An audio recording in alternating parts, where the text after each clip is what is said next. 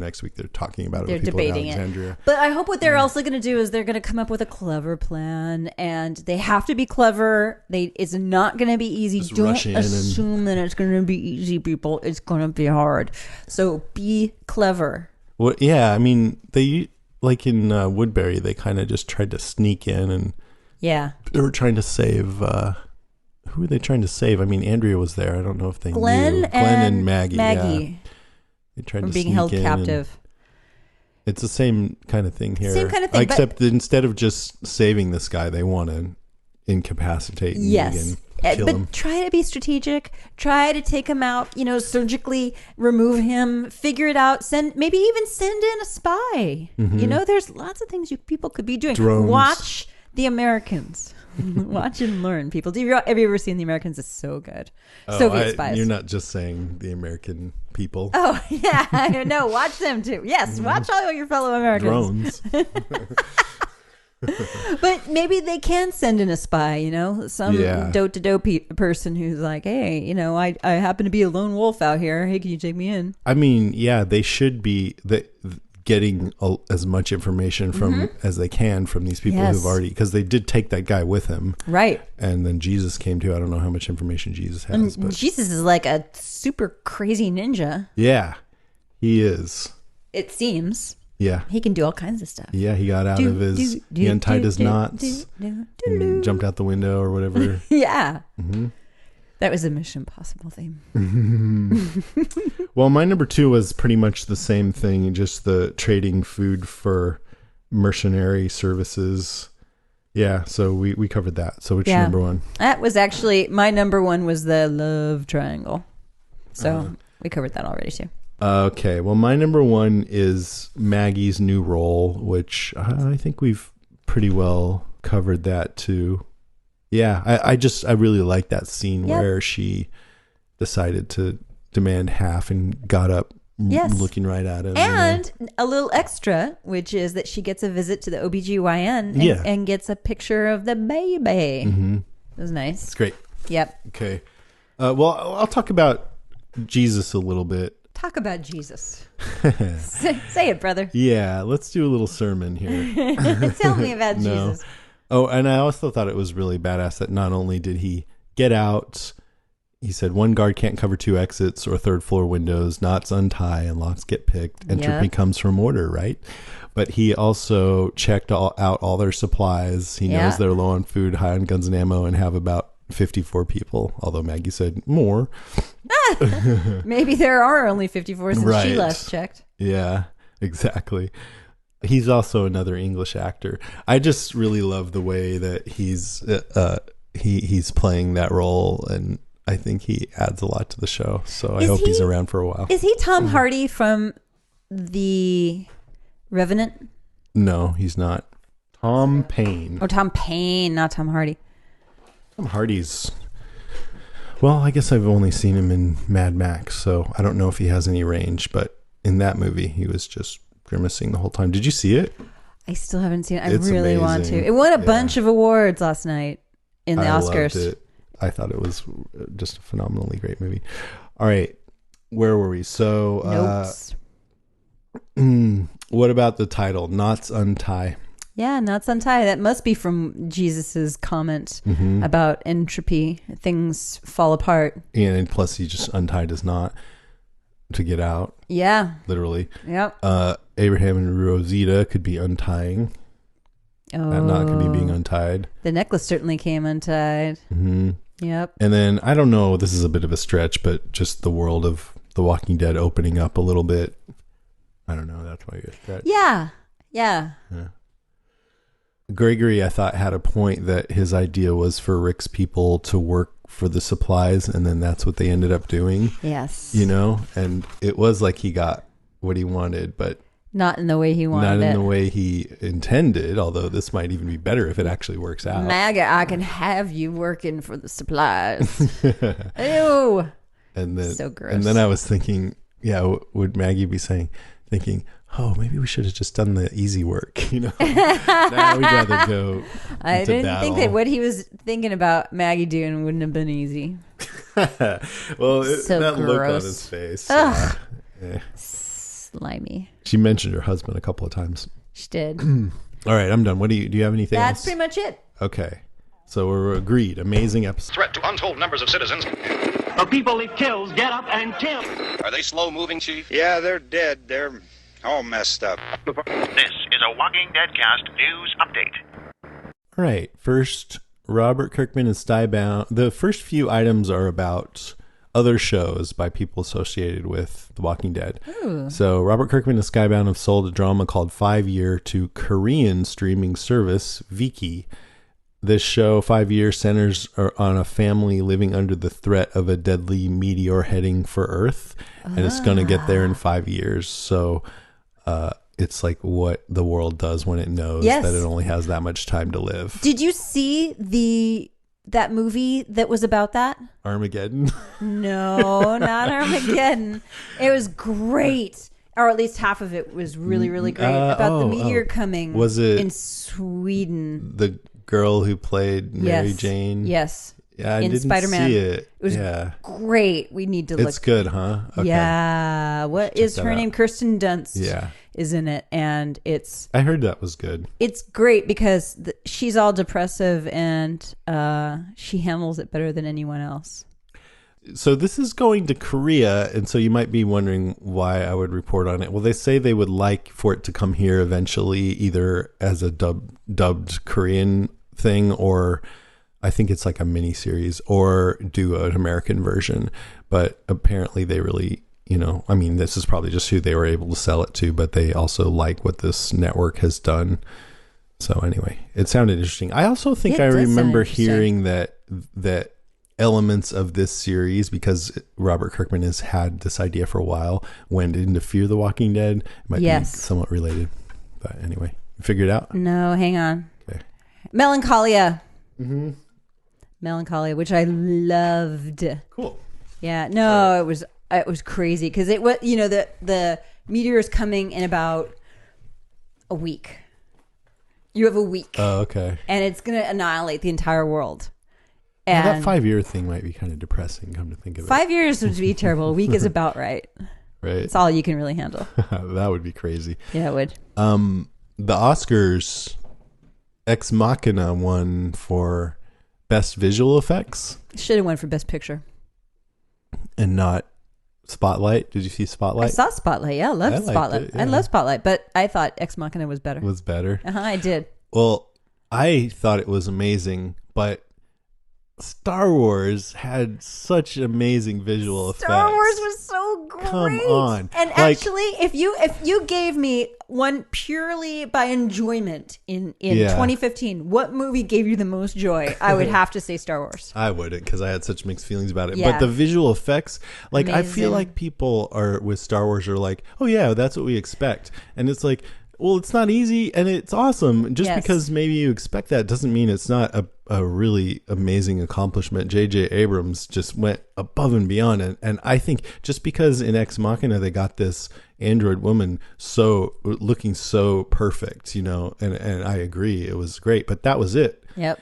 But Star Wars had just tons and tons of stuff that was just like that everywhere. Yes. Yeah. So I think that's bogus. Yeah.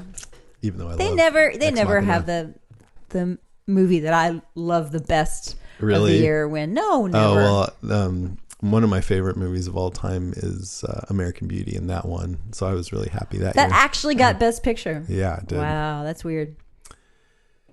Yep. That was a good one. Okay, next, Stephen King's The Mist is going to be adapted for TV.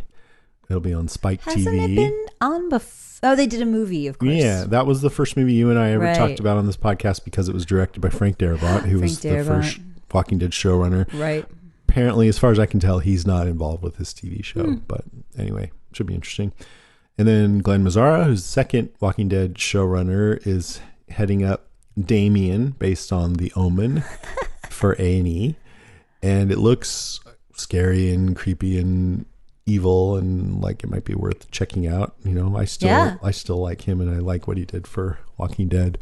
That premieres like March 7th, so next week. Nice. Yeah. You know what I really want to see right now? The Witch.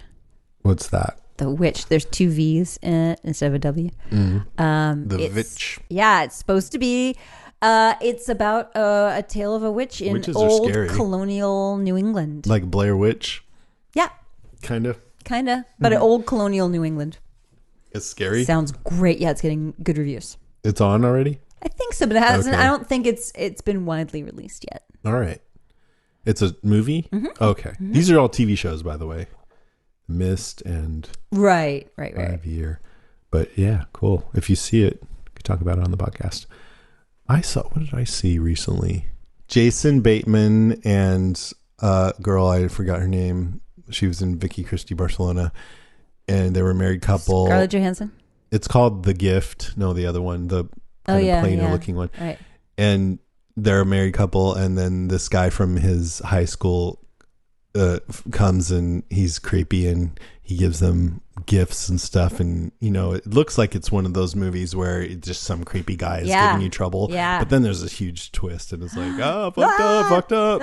It's a good movie. I recommend it. It's kind of restrained, but I liked it. Anyways, next, Kirkman's show Outcast, which is about this guy who's been plagued by demons and demon possessions. And I think he becomes like an exorcist maybe or something like that, or a demon hunter or something.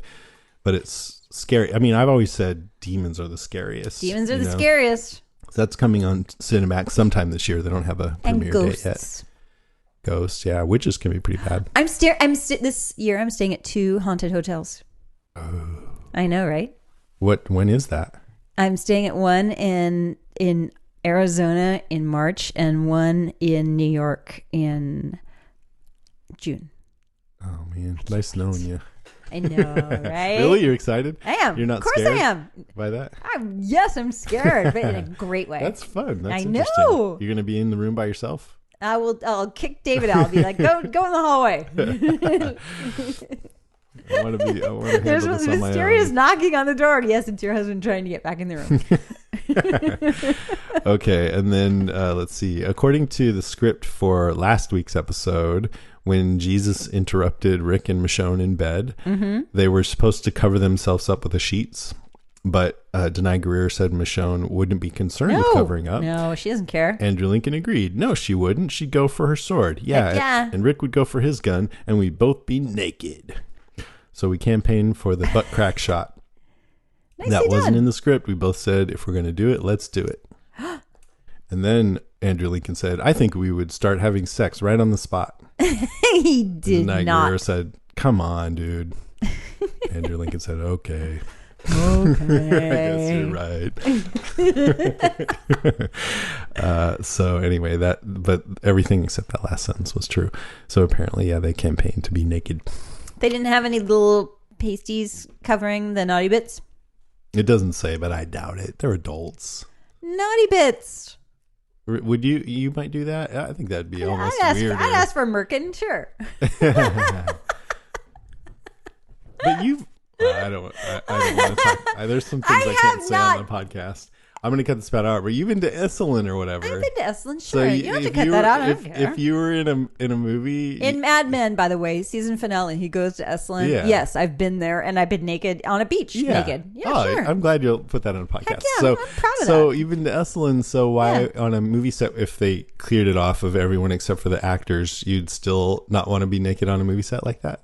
You know what? Now that you mention it, yes. And especially If it was Jesus. Yes, you're right.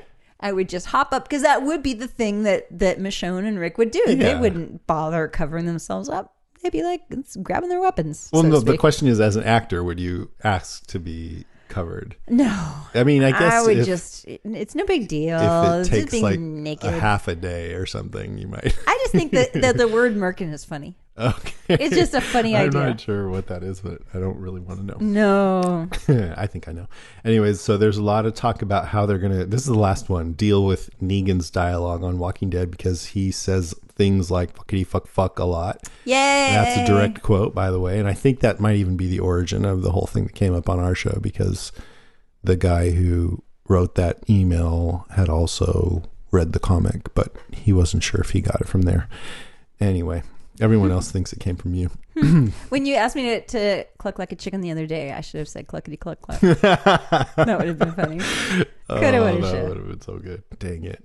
Anyways, it sounds like what they're gonna do. I read all these interviews, but basically to boil it down, they're gonna water it down on the show, even though technically there's no FCC regulations because it's a cable show, but AMC has its own internal guidelines for what they'll say and what they won't. I think someone said motherfucker on a show recently on another cable network like that. I forget what it was. The O.J. Simpson one on FX. Which is great, by the way. Yeah, so they said motherfucker on that show. So I don't know, but it sounds like in one way or another they will water it down on the show, but then it sounds like they'll shoot alternate full bore takes. Like they did with that'll go on the DVD and the Blu-ray. You're screwing with the wrong people. You're fucking with the wrong people. Yeah, but Negan's going to have to be there all day and night because he's going to be shooting all his scenes twice. Now we'd like you to insert the word frack. Yeah, frackety frack. Okay. That's it. That's how they took care of it on Battlestar Galactica. They just made up a word. Yep. It was kind of silly, but it was cool.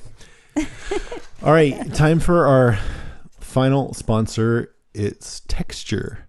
So in the last week's issue of Entertainment Weekly, there was this segment on Walking Dead. It was 28 pages of dense material. Well, there were a lot of pictures. There were all kinds of stuff, descriptions of items from the show given by Ewan Momble, the costume designer, and prop masters. Daryl's vest, she said she sketched the wings quickly and put them on the vest, imagining it was a drawing Daryl might make. So just little tidbits like That's that. nice. Rick's gun and holster. The prop master said Andrew Lincoln checks his serial number every day and pulls the trigger 6 times to make sure the rounds are dummy. I guess just to be safe. I don't know. They had Daryl's possum, and they said they only use existing taxidermies and never kill anything for the show. Good. But there's also quotes from a lot of characters on their deaths. A bunch of stuff I'd never heard. Bob, that one that I thought was interesting, Lawrence Gallagher Jr. said, I really don't dig that part of TV nowadays. Personally, I think this is unfair to the actors because we've got families and we should know if we're going to have a job next week. I don't watch a lot of TV today because I don't like becoming attached to characters and watching them get killed off. Oh, he's so sensitive. It's like, yeah, he went on the wrong show. He's a sensitive soul. Yeah. There's a lot of other behind the scenes stuff. And that's just one. Entertainment Weekly is one of the hundreds of magazines that you have access to when you sign up for a free trial with Texture. You get all these magazines that you like in one incredibly convenient place. You can search for and read single articles, or you can read the whole magazine. Plus there's interactive features that you don't get in regular magazines, videos, and there's recommendations tailored for you. So you can, find the articles you care about, not just by reading the magazines that you know already, but there's a highlights page where the editors recommend other articles. And because of that, I now know everything that Jennifer Garner feels about her divorce with Ben Affleck. Because that was in Vanity Fair. It was actually pretty interesting. That was must have been. She kind of had a little meltdown in there, actually, but poor Jen. Yeah, but she's doing all right. But anyways, it was kind of sweet, actually. But you can choose from current issues. You can also do back issues, and it's just all the world's most popular magazines right there on your smartphone or tablet. Texture's offering you guys a free trial right now when you go to texture.com/deadcast. So that's free. You get immediate entry to all these magazines, back issues, bonus video content. So try it for free right now when you go to texture.com/deadcast. You'll enjoy it. Yep, you'll enjoy it. I do. I mean, this is one of the ones that I use just about every day.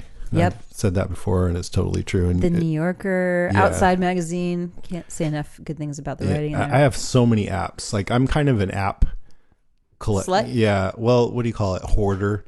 And I don't want to get rid of it in case I might use it again. It's just like a hoarder things. It is a hoarder thing. But I only, and I do use a lot of apps, but I probably only use about 20% of my apps. Right. And Texture's one of the ones I use all the time. Texture's a good one. Okay, now it's time for listener moans, groans, and grunts.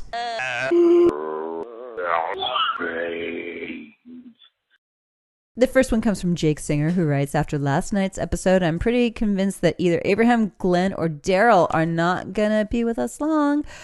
I was so paranoid that they were going to run into Negan the last 3 minutes of last night's episode and somebody would get the bat. Man. Yeah, that's one thing we didn't talk about is with Abraham spending so much time on him. Maybe he's a goner. Did you have that thought at all? No, but now I do. Yeah, me too. I didn't either until I read what the listeners said. They're like, oh, yeah. Yeah, Glenn's happy. That's true. Abraham has finally chosen life and love. Okay, let me say, for God's sakes. You know, we have been trained on the show that anytime people have a moment of peace, yes, and they even say it on the show, we're going to pay for this. And so our immediate response is not to appreciate the peace, but to just be worried for who's going to get it. Words live. Let's have a little bit of appreciation for, they've had some nice times. And let's live in the moment. Let's seize the day. Carpe diem. And also, let's just thank Stephen Yun for doing such a nice job on this show. Okay. Nick Quinto says, I didn't get that far in the comics or even look into this, so I could be completely wrong. But wouldn't it be cool yet totally messed up if Jesus is Negan? It would be a cool twist. And messed up. Yeah, you're right. Chicho Putia says, I am happy with The Walking Dead again. The last 2 episodes were meh to me. Okay, but unnatural and forced. Last night's felt just right.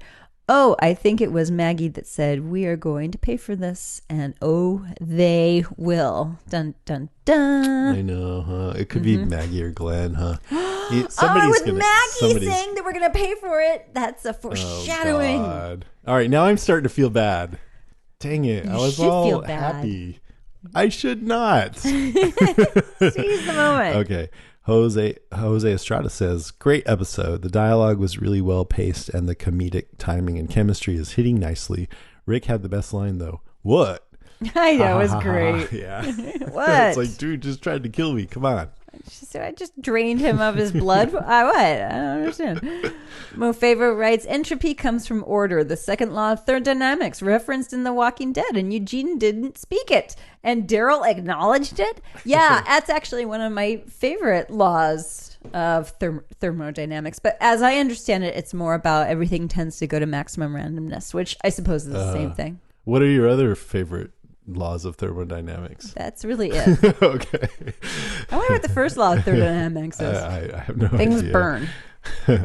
I forget all that stuff just about immediately. But the second one's good.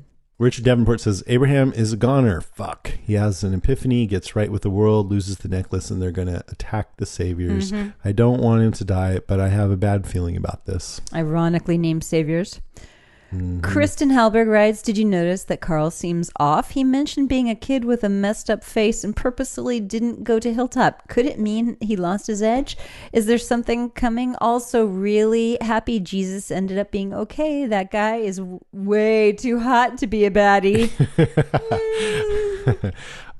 Let's see. Carl seems off. Well, I did think it was a shame that he said that about his face and his dad didn't give him any encouragement or anything. He was just like, yeah, okay. Hey, okay, here's a kid. You're probably right. Keep this, would you? Hey, and by the way, speaking of too hot to be a baddie, I must disagree. Who's that handsome gentleman who was at Terminus with the clipboard? Oh, Gareth. Who's the actor who plays him? Andrew J. West. Oh my God. A hotter gentleman you will never meet. He's the nicest guy ever. I don't know if I ever told this story on the podcast, but when I was doing a panel with him and he was getting typecast as psychos now that he's played this role. Oh, good for him. And because he used to, he said that he did, I watched him in Greek and he played a nice guy, but then they decided to turn him into a cheater. So he's playing these jerks, right? And he's like, and I'm actually a really nice guy, like off stage, right, guys? And he looks over at us, and he's been nothing but sweet. One of the nicest of all the actors. Yes. And I was like, no, I don't know about that. Just kind of playing around. And then he looked kind of hurt, right? Oh. And then it went to the next thing, and I was like, I'm an asshole. You're a monster. I was just kidding around, and then, but I felt bad, and so I just kept thinking about it, and then the next convention, I saw him in the green room and I went over to him and I'm like, When I said that at that panel, I was totally kidding, and I felt bad about it ever since. And he's like, "Oh no, I knew you were just kidding. It was funny. It was fine." Mm-hmm. And so that made me feel good. after a lot of therapies come to terms with what you said. Oh, I felt bad. I think it was okay. Where were we here? Laura, your turn. Okay, Laura Williswing says, I really enjoyed it. Slower than the last two, but great storyline setup. And I'm so glad to see Maggie coming around to being an individual again and not just half of Gleggy. Gleggy. Pake Allen says, loved it as a comic reader. Seeing the hilltop and its residents come to life in the show got me so excited. And now I'm super excited to see how they do the sanctuary. That should be cool since Hilltop is perfect. Yeah, all a set. I think in the comic, Hilltop has a big one of those grain silos, if I remember right. So I was kind of waiting to see that. That's where they keep the sorghum. Keep your coat nice and shiny. Des Combs says, Douglas is such a pervy douche. I was waiting for him to stick a green apple sucker into Maggie's mouth. Ew. You know what that's from. Yes, from the hospital. Yeah, the hospital guy. Except his name isn't Douglas, is it? Oh, no, it's Gregory. That's who he means, yeah. Yeah. But it's like Douglas. Because Douglas is Deanna's counterpart in the comic. Deanna's a guy named Douglas, so that's why he got confused. But maybe he said Douglas because Gregory disrespected Maggie's name. See how he's doing that there? You're giving him a lot of credit. Yeah, that's right. I got your back, Des. Paula Hooper says, it was all right. Best part was Jesus explaining Negan killing one of their guys right off the bat. Lol. Nancy Wolf says, Jesus or Gregory gave us the foreshadowing when they said a 16-year-old boy was killed in the Hilltop's first encounter with the Saviors. Glenn just saw his baby for the first time. Time for Glenn to die. Sadly, I'd stop watching. Oh my God. She had more to say, and then she went on about sort of guessing who else might die and being sad about the whole thing. Megan Divley Lehman says, to the mayor of Hilltop, I dub the plantation dick instead of porch dick. It's great. Oh, yeah. I didn't get that. That's cute. Becky Price says, we want food, medicine, and one of them their cows. Daryl-sized priorities. One of them their cows. So great. Yeah.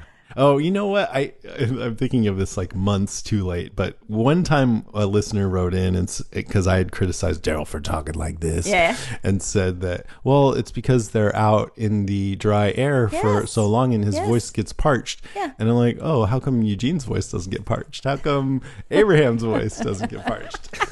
Only Daryl. Well, he rides a motorcycle. And so that's especially why. Well, he doesn't have his motorcycle anymore, but okay. All right, your turn. This is emails. These are emails. This one comes from Aubrey Churchward, who writes, I don't mind the slower episodes when there's a lot of world building and setup for what's to come, which this had a lot of, but I could have done without Abraham staring off into the distance every 10 minutes, wondering which woman he's going to choose. Also, his one-liners weren't funny to me anymore.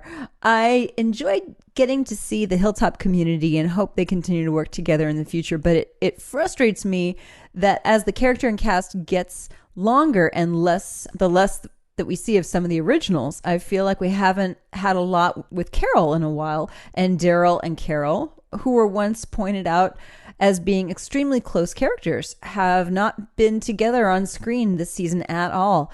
I just don't want them to keep bringing in new people and showing less or worse killing off the people we've grown to love over the last 6 years. On a lighter note, Jesus calling Rick and Michonne your mom and dad, and Carl realizing what happened gave me a good laugh. Yeah, that's the thing. When you get so attached to the characters, then the show has to change to accommodate that. So instead of being a show about danger where people die, it becomes a show about these characters, you know? Yeah. Or it has to go ahead and keep being the same show, and then you lose the characters and people feel really hurt and upset by it. So it's tough. And I think they really have actually changed a bit. Like that Honest Trailers thing said, Walking Dead became a show where any main character could be killed off, unless... to a show where any supporting character could be killed off at any moment. Right, exactly. God, that was so good. Yeah, you guys have to check that out, by the way. It just premiered a week or so ago, the latest Honest Trailers for Walking Dead. It really kind of Hits feels nail like on the they've been head. listening to our podcast. Yes, about exactly. A lot of that. Jeremiah Webediah, is that his real name? Yes, Okay. for sure it is. Says, hey, Jason and Karen, longtime listener, first-time emailer guy. Just had to write in to say I think the show is the strongest it's ever been. The past 2 episodes have been fantastic. I think they sort of muffed the mid-season finale, but right now I'm as invested as I've ever been. I'm really impressed by the acting by Tom Payne as Jesus. I love his facial expression when he wakes up naked Rick and Michonne. He has this great little mischievous look on his face that says, I'm being serious, but I'm also looking at boobs. It's a subtle touch, but it cracked me up. I also want to commend the great character development and layered storytelling. I loved when Abraham clearly saw Sasha in his mind's eye when he was being choked at Hilltop and how he lost the necklace Rosita gave him. Some may argue it's a little heavy-handed. Yeah, I feel like it's a little heavy-handed. Brake light. But to me, it was a great visual storytelling without having to cut to Abraham's vision of Sasha like we saw with Rick and Jesse in the mid-season finale. I think the show is stepping up its artistic game in a big way. Also, I guess you could say foreshadowing is in full swing on Negan and how he greets people. Yeah. Well, they're saying he, killed that 16-year-old kid. Did you get the whole full swing? Oh, I get it. Haha. I didn't get it, but now that you mention it. Love the show. Love the podcast. Best wishes. Jeremiah. P.S. Jason, since you were just in France, do you think the top of the Eiffel Tower is ultimate zombie safe haven? Until you starve to death? Yeah. Until the zombies learn how to work an elevator. All right. Now it's time for a couple of calls. This one is from a guy who didn't leave his name from Oregon. Hey, Jason and Karen, and I guess David. I just finished listening to the episode about episode 10, The Next World, and fantastic episode. But there was something I noticed that I didn't hear you guys pick up in the episode. And in the farm where Rick and Daryl are fighting with Jesus, you see the walkers tied to the tractor, and next to them is written, painted somehow on one of the tractors. There's words, and it took me a while rewatching it and finding the right freeze frame, and it says, we will be back for more, or maybe it says we will be back for them. I can't really read the last word, but that's pretty ominous. We know Negan's coming. We know stuff's coming.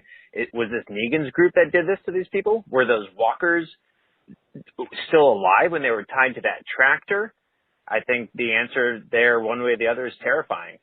Anyway, thanks for the great show. Keep it up. And I guess for my zombie sound, I'll do a zombie Karen, which I think would go along the lines of, aw, rawr. Wow, I think he just slammed me. What? Really? He's saying you're gentle. I guess. Let me hear your real one. You've done one before. I've done one before. I don't know. I'm kind of tired. Okay. It's a sleeping zombie. Anyway, yeah, it sounds like it was the Saviors. Sounds like it was Negan's people. Yeah. And then this is Kate from Washington. Hey guys, it's Kate. Just watched the episode tonight. I thought it was just okay. I thought it was a good Maggie episode and a really weird Abraham episode. I mean, I mean, I don't know the comics. I don't know if he was like that in the comics, but Yes. I don't know. Just seemed really weird and off-putting. Anyway, question: where the hell's Carol? We haven't had any Carol for 2 weeks, and she's my woman crush. So come back soon, Carol. I liked seeing the Hilltop community. Again, don't know the comics, but I thought it was really cool. They have like blacksmiths and just some of the agriculture they're doing. I thought that was really neat to see. Yeah, I don't know, just kind of a slow episode. And why is Rick's hair always wet? That's what I want to know. Looks like he just got out of the pool. It's just unkempt, wet, whatever. That's grease. Everyone else has like dry hair. Anyway, here's my zombie walker Zed geek noise.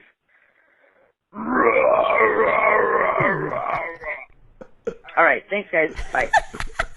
That's awesome. Nice. I think the reason why his hair is always wet is because I heard in the Talking Dead last night that they were filming during the super high point of the summertime. And Oh, it was really? like He's sweating, huh? a million degrees. Yeah. And they're doing a lot of running in this lately. So Yeah. He puts everything he has into it. he does. All right. Good. Thanks, you guys. That's it for Listen Bones and Groans and Grunts. Now it's time for Comic Talk with Mr. Blog and Gracie Lou, and I'm sure they're going to have a ton of stuff to say because this episode was lifted right out of the comics. Take it away, guys. Hey, everyone. Welcome back to another Comic Talk. Grace, how are you doing this week? I'm doing great. How are you? I'm doing fantastic, actually. I had a wonderful weekend, but part of that wonderful weekend was this episode of The Walking Dead, which was chock super full of stuff right out of the comics. I mean, this one, I think this whole, and I don't know, for some reason I was watching, I'm just like, wow, Scott Gimple really does love the book because this was it. So where do you even want to begin talking about how these compare? Should we start with the small thing? Start with Abraham? Yeah, let's go ahead and do that. Yeah, it's going down different woman, but it looks like there's going to be like the same kind of love triangle going on. Like in the comic, it was Holly and Rosita and Abraham, but it looks like it's going to be Sasha. Yeah, and they look like they're being a little more tender about the whole thing, respectful.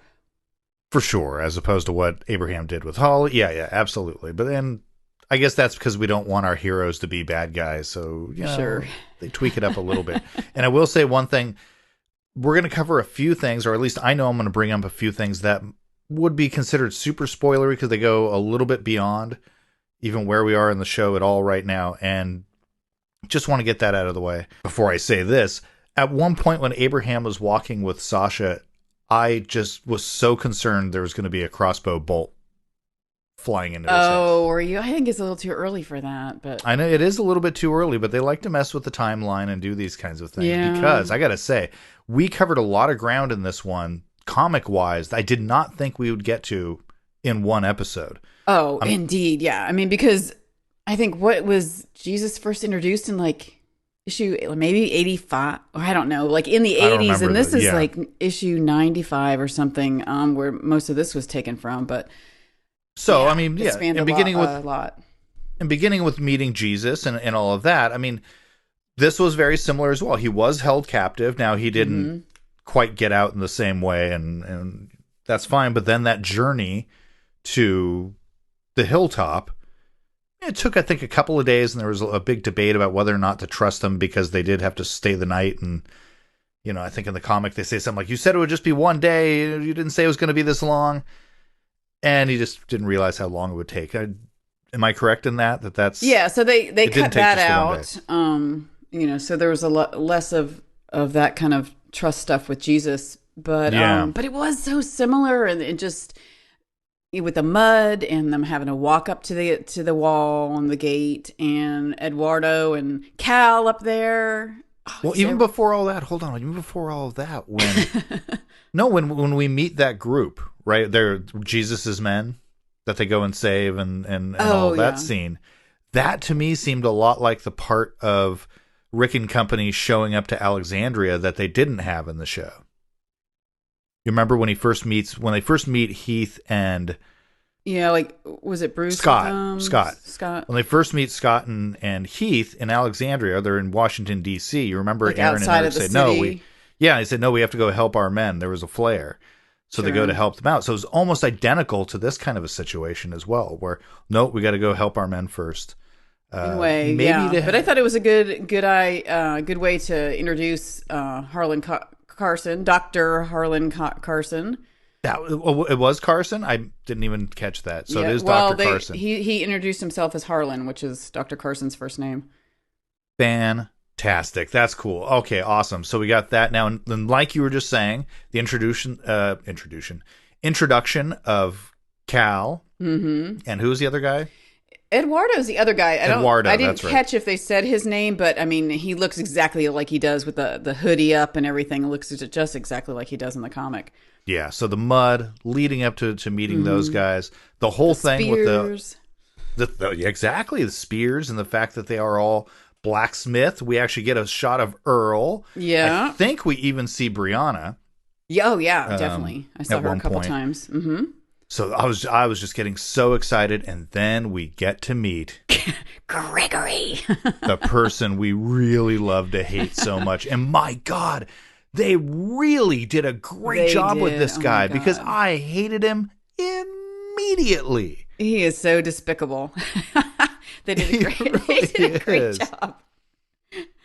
And it was kind of fun in a way too that Maggie was doing, instead of Rick doing all like the negotiations and whatnot with Gregory, it was Maggie, which brings out a little bit more of the creepy side, more of the creepy side of him that we did see in the comic, how he was kind of creepy with Maggie, but this was even more so. We got more of it, and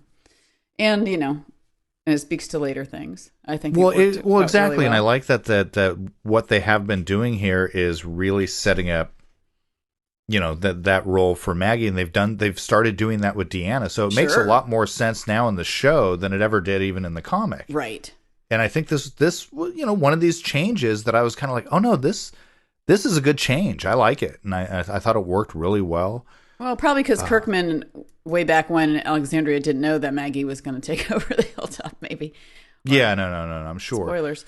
I already gave the spoiler warning. That's what I was talking about. This is the other thing I was definitely talking about. And I love that it's really being done very well like this. I think it's great. Being able to see the hilltop looked identical. Yes, to the identical. book. They did a great job with the main building. Oh my goodness, it was just incredible with the trailers and the wall. It looked perfect. Mm-hmm. And Earl, again, I'm so happy to see Earl. I really, Earl Sutton, was that his name? Yes. Yeah, that's right, the blacksmith. Mm-hmm. So I don't know, I really loved it. And then of course we get the whole thing with the knifing of Gregory. I did not think we would get to this point so quickly. Yeah, I was shocked. I was shocked, really. And then my favorite line of the entire episode. What?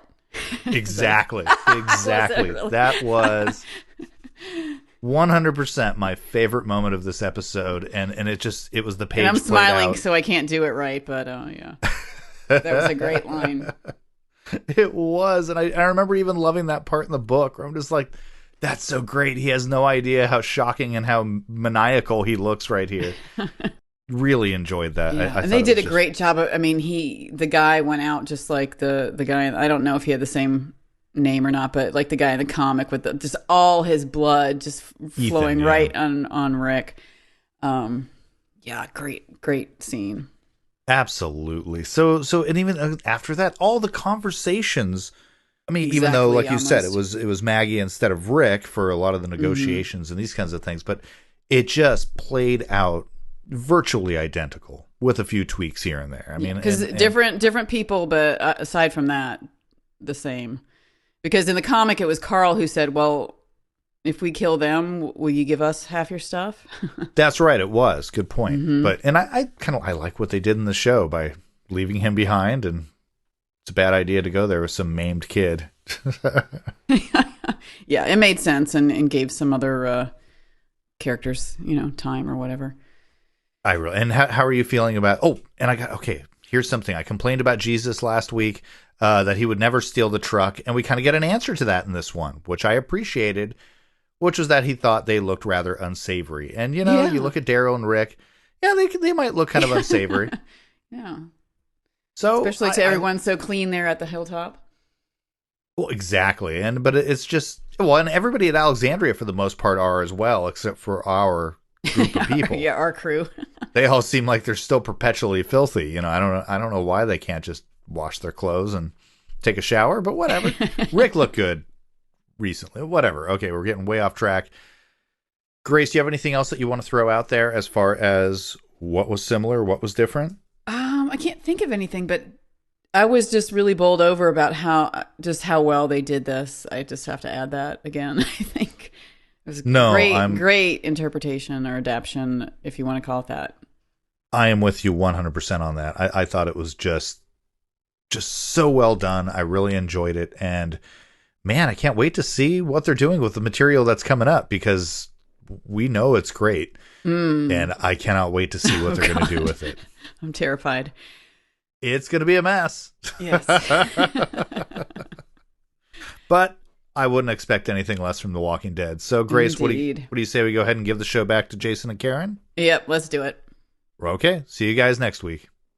All right, we're back. And thank you, Mr. Blog and Gracie Liu. Now it's time for next week on The Walking Dead. Next week on The Walking Dead, Season 6, Episode 12. The title is Not Tomorrow Yet. Not Tomorrow Yet. Rick and the group realize the only way to maintain the peace of Alexandria is to fight a new enemy. This time, though, our group might be outmatched. It's directed by Greg Nicotero, so yay, Greg Nicotero. It looks like they go back to Alexandria first and bravo for not trying to go right to the sanctuary and kick Negan's butt. So they're gonna deliver all the food that they picked up at. How do you know Hilltop. that? Because you saw that's in the preview for next week on The Walking Dead video. Yeah, because the description makes it sound like they're going right to fight these guys. Huh? It does, but they're not. Yeah, I saw the descriptions one of those. are terrible always, every time. You know but what? maybe I wonder if they will even get there. Stop reading the because there's descriptions. 5 more episodes left. It sounds like they will, though. I mean, the descriptions aren't wrong. They're just usually not very descriptive. Not but very I don't descriptive. think that could be slotted into every episode. It's, Okay. it's pretty rare that they go and attack another group and find that they might be outmatched. Clucky cluck. It's every 3rd episode, I would say. So I'm excited to see what's going to happen with that. I'm really excited to see what's I mean, I feel like this season has turned around big time for me anyway, because it was the end of last season was like, we will be sitting right here this time next week, putting our butts right on these chairs, talking about it. That's right. As always, meditation. And find his podcast, the One Mind Meditation podcast. And Morgan recommends starting with episode 8, which is called How to Turn Meditation into a Keystone Habit. He said that's one that people seem to respond to really well. That's nice. Brush your teeth, pay your taxes. Yeah, do a little and meditation. just say Om. And if you want to call us, you